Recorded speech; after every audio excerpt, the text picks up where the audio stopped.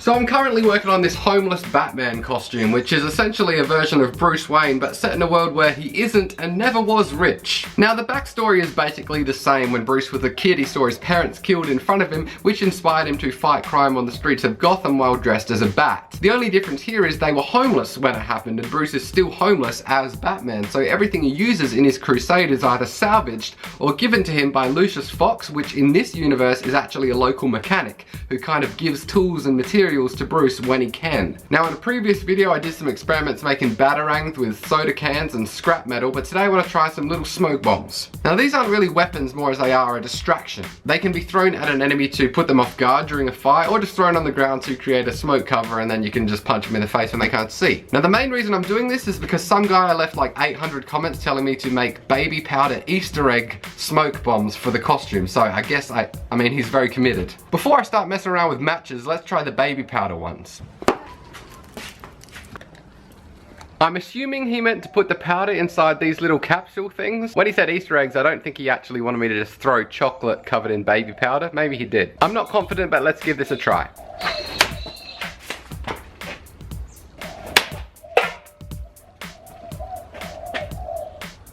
As I suspected, these didn't really work that well. These things are stronger than you think. They don't break open that much, so the powder mostly stays inside. When it does come out, it doesn't really make much of a visual difference. You can easily see through it. When I did get them to explode, the only real difference I noticed was the whole place smelled a lot nicer, which is really the opposite of what you'd want a Batman smoke bomb to do. I do have an idea to make a different type of smoke bomb though. I'm gonna get some ping pong balls, I'm gonna cut them in half. I'm gonna get the sides from a matchbox and stick them in the bottom. Then I'm gonna put a whole bunch of match heads on top there and pack them in with like tissues or something like that. I might put some baby powder on top for an experiment, because baby powder is actually pretty flammable when it's kind of in the air. It's quite combustible. Now we'll see how it goes. Hopefully when I throw it hard enough, at least one of the match heads will strike and light and the whole thing will go up.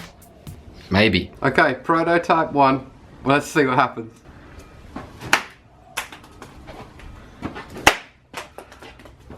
God damn that.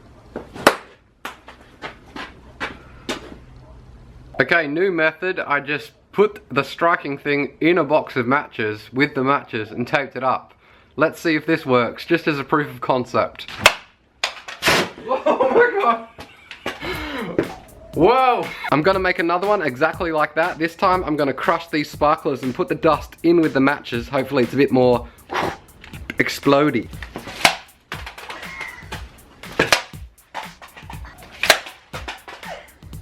What? Okay, went back to the drawing board here. This is literally just a bunch of matches taped to the lighting strip. This should work. Holy.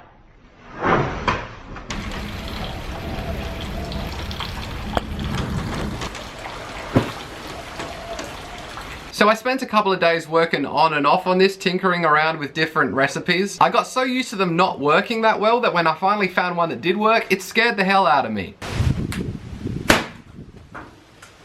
So basically the method that I've settled on is you get a ping pong ball, cut a hole in it. Now you get those little cap gun things and use some flathead pliers or something to get out all the powder. Put a bunch of that in the ping pong ball. Also put a bunch of the striking strips from the matchbox and match heads in there.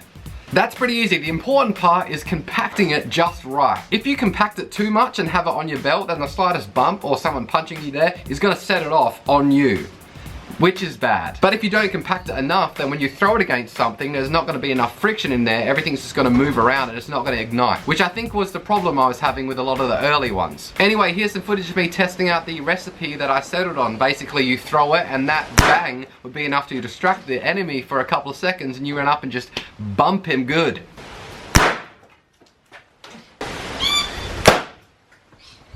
So the cost of one of these to make, when you average out buying the ping pong balls and the matches and the little cap gun things, they're about 40 cents each. And they take about 15 to 20 minutes each to make. If you've got a better way to do this, feel free to let me know in the comments. Keep in mind it can't cost more than like 40 cents to make though. I'm poor.